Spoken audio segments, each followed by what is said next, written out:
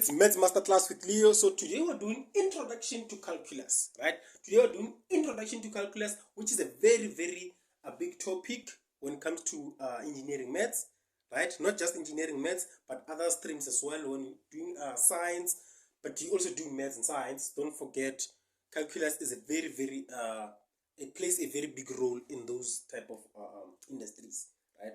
Not just that, in businesses, if you do business maths, you're still gonna introduce integration, differentiation, but yeah.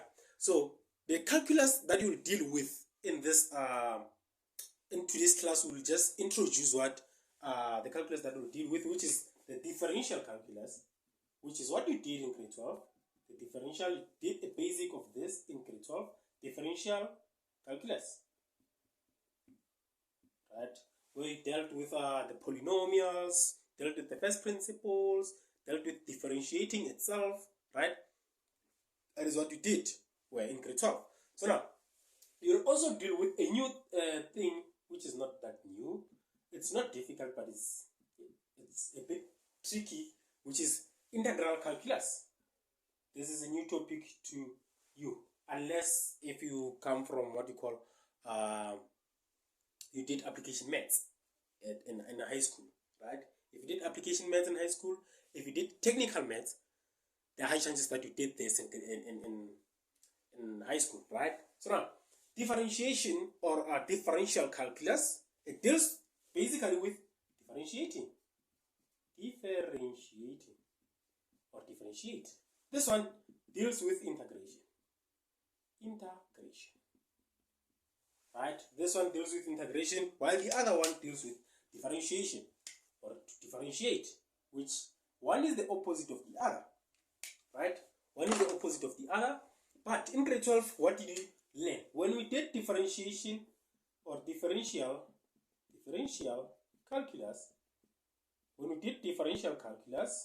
we talked about what? One of the easiest is the first principle, right? One of the easiest is the first principle. But if you did limits, you won't struggle with this. If you did limits, you won't struggle with this, right? So the first principle, it says f prime of x can be represented by what? By the limit, when h approaches 0, right? When h approaches 0, where f of x plus h minus f of x divided by what? Divided by h. This is the basic or the general formula for what you call first principle. This is what you call the first principle. This is the formula for first principle. And it's very easy to apply. It's very easy to apply first principle, right? For example, you're given what? They say differentiate what? Differentiate y is equals to 2x squared, right? Or differentiate what? Instead of saying y, let's say f of x. Differentiate f of x there, right?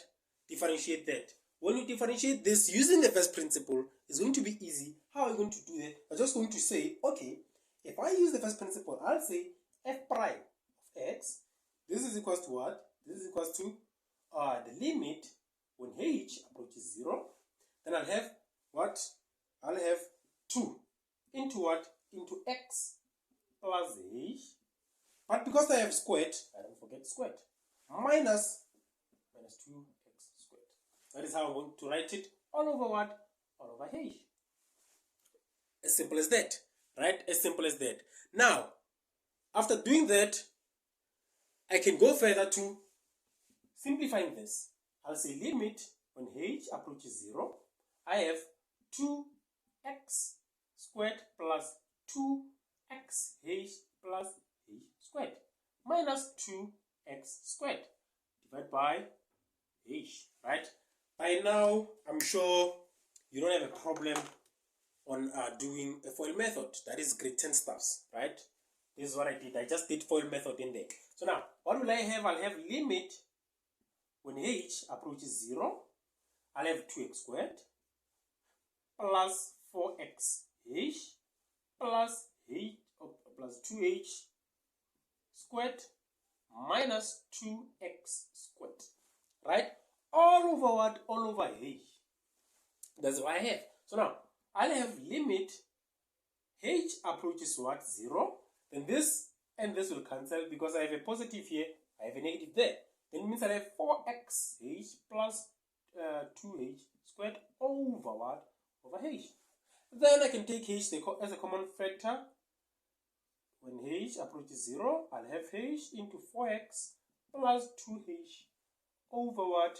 Over h. H and h will cancel. Then I'll have the limit when h approaches 0, right? Then this will give me 4x plus 2h. Then I can substitute h there. When I substitute h, I'll have 4x plus 2 into 0, which is there, right? Therefore, my f prime of x is equals to 4x. Is equals to 4x. Let me just write it proper. F prime of x is equals to 4x. That is my solution. Right? As easy as that. But we'll not deal with these things too much in this because we'll be dealing with more complex stuffs. We'll be dealing with more complex stuffs. Don't be scared. They are very, very easy. Hope you enjoyed this video. This is just an introduction video to what we will be dealing with. See you in the next video. Tango!